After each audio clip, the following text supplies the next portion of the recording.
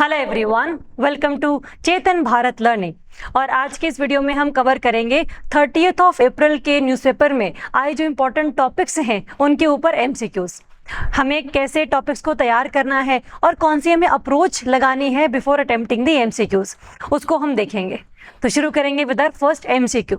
First question कहता है, consider the following statements. Statement number 1, reserved forest are the most restricted areas under Indian forest act 1927।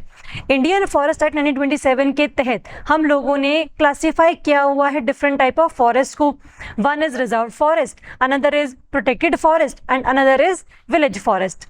In all the three types of forest, reserved forests are the most restricted areas in which almost or all activities are prohibited. You cannot buy houses there, you cannot buy property there, you cannot graze your animals there, and आप वहाँ पर entry भी अगर करते हैं तो बहुत ही research और एजुकेशनल पर्पसेस के लिए आप जा सकते हैं, और टिम्बर कटिंग तो बिल्कुल ही प्रोहिबिटेड है वहाँ पर। The first statement is correct. Second statement says naturally lightening, high temperatures and richness of dry biomass can be the causes of forest fires. अभी रिसेंटली नैनीताल वाले एरिया में फॉरेस्ट फायर बहुत ज़्यादा लगी हुई है। उसके कई कॉजेज बताए गए हैं। नेचुरली तो ये कॉजेज हैं ही कि लाइटनिंग हो जाए या टेम्परेचर हाई हो जाए, वहाँ पर जो बायोमास है, वहाँ पर जो ट्रीज़ हैं उनमें चीर के पेड़ ज़्यादा हैं जिनके लीव्स के अंदर होता है इन्फ्लेमेबल एजेंट जो बहुत जल्दी जो एक आग है उसको पकड़ लेता है, और आग फिर धीरे धीरे करके पूरे फॉरेस्ट में फैलती चली जाती है।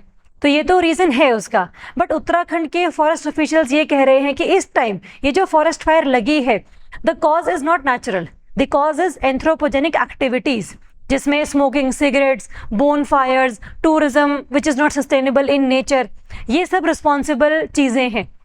तो नेचुरली की बात की गई है इस पूरे स्टेटमेंट में, तो this statement is correct. But if we talk about Nainital forest fires for which around 90% of the forest fires are caused by human activities. पूछा है हम लोगों से करेक्ट स्टेटमेंट, तो दोनों ही सही हैं, तो आंसर रहेगा आपका C, both 1 and 2 statements. Next question करेंगे, consider the following countries Syria, Turkey, Iran and Saudi Arabia. How many of the above bordered by Iraq? Iraq country was in news because recently an anti-LGBTQ law has been passed, और वहाँ पर अगर आप किसी भी तरीके के live in relationship में जिसमें गेज हैं या बाइसेक्सुअल्स हैं, ट्रांसजेंडर्स हैं, अगर आप इन्वॉल्व रहते हैं तो फिर आपको एक तो जेल की सज़ा भी हो सकती है, दूसरा आपको पनिशमेंट के तौर पर फाइन भी भरना पड़ सकता है। अभी तक कोई भी एक्सप्लिसिट लॉ नहीं था इराक में जिससे कि जो ये गे रिलेशनशिप्स हैं उनको हम प्रोहिबिट रखते थे, but society was already conservative, now the explicitly law has been implemented, तो इसलिए Iraq was in news.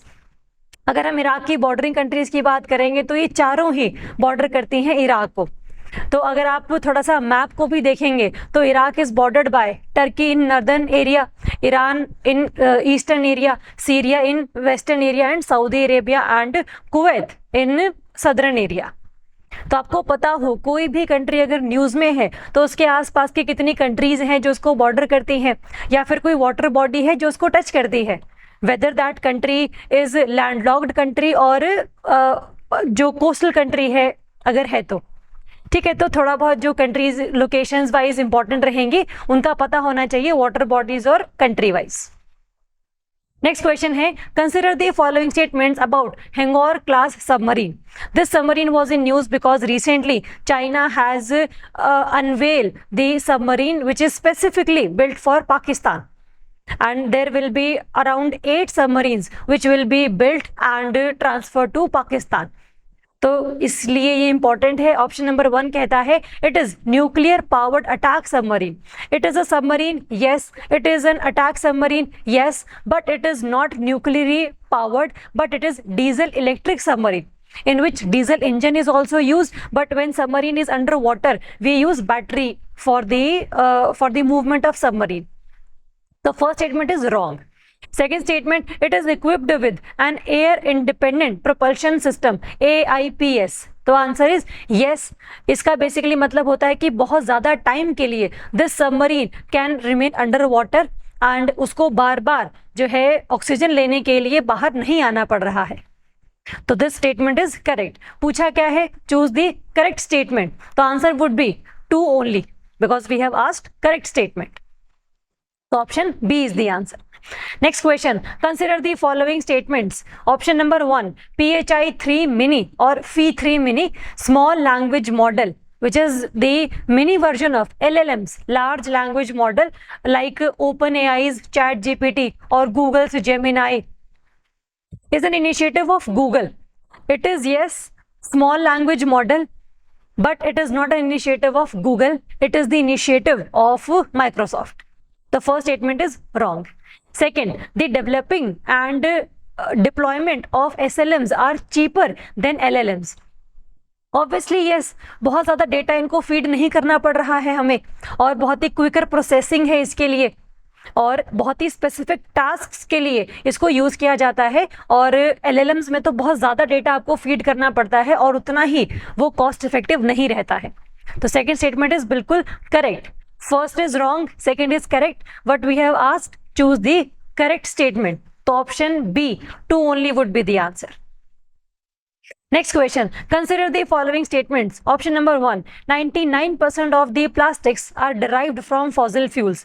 Option is correct because the refinery is responsible for the production of plastics, in which we convert or refine crude oil to petroleum, diesel or kerosene.